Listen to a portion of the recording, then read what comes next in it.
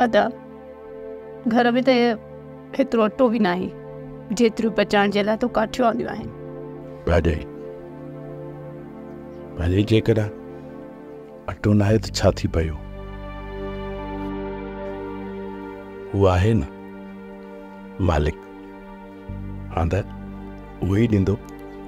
मोर जॾहिं घर में सभु शइ ख़तमु थी वेंदी आहे न त पोइ परेशानी थींदी आहे। यार था परेशान छो थियूं? ॾियण वारो त असांजो रब आहे न। तू सही थो चई अदा, असां अजायो परेशान थींदा आहियूं। रोज़ी जो ज़िमो त मुंहिंजे न मालिक जो आहे। हा कसी उहो ई ॾियण वारो आहे, घटि या वधि उहो ई ॾींदो। अदा वो रब ॾींदो त तमामु घणो आहे, पर असां इंसान नाशुक्र आहियूं। हाँ न मुजेरी कल जो ओताक में वेठा हो, फैसलो छा थियो? फैसलो कोन हो, ईअं बस पाण में वेठा हुआसीं।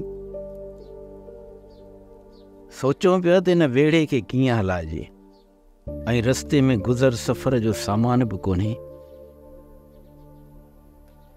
त पोइ उते पहुचंदासीं त उते छा खाईंदासीं? जेसिताईं के छोकरा बाकरा कमकार सां नथा लॻनि। भई तूं ई ॿुधा, उहे घरनि जा गुज़र सफ़र कीअं थींदा? बापो लाचार त न आहे जो हितां निकिरी हलूं, बुख उईअं ते हिते पिया हूंदासीं। हितां निकिरी वधीक हली परेशान थियूं, तंहिंखां हिते चङा आहियूं। हा पुट, माल जे आधार ते हितां निकिरूं हां, पर दुकार जे टाइम ते अधु माल असांजो मरी वियो ऐं अधु माल वरी असां खपाए छॾियो। भाई रांझन शहर वियो आहे बकरियूं विकिणण लाइ।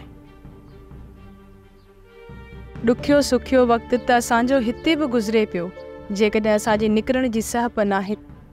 घर में जेका बि कणिक पई आहे न, उहा सभु जो सभु कढ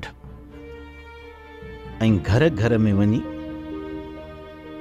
पारो पारो ॾेई अच। छा कज़ी ऐं खड़पिल खे बि ॾियणो आहे? हाणे तूं हीअं कजांइ, पहिरियां सूमर ऐं बेबुल खां पुछजांइ। जेकॾहिं उहे इनकार नथा कनि त पोइ उन्हनि मिसकिननि खे बि ॾेई अचिजांइ। उन्हनि भला कहिड़ो ॾोह कयो?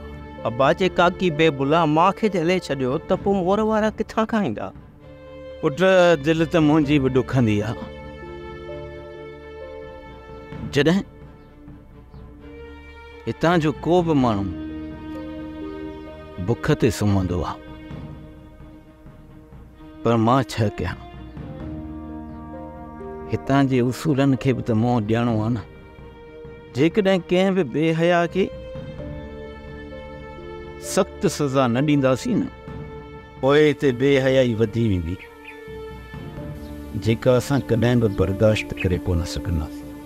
सोप सीरियल मोहब्बतुनि जो माॻु तमाम एपिसोड्स ॾिसो हाणे HD क्वालिटीअ में। विज़िट करियो असांजो YouTube channel Sindh TV HD drama.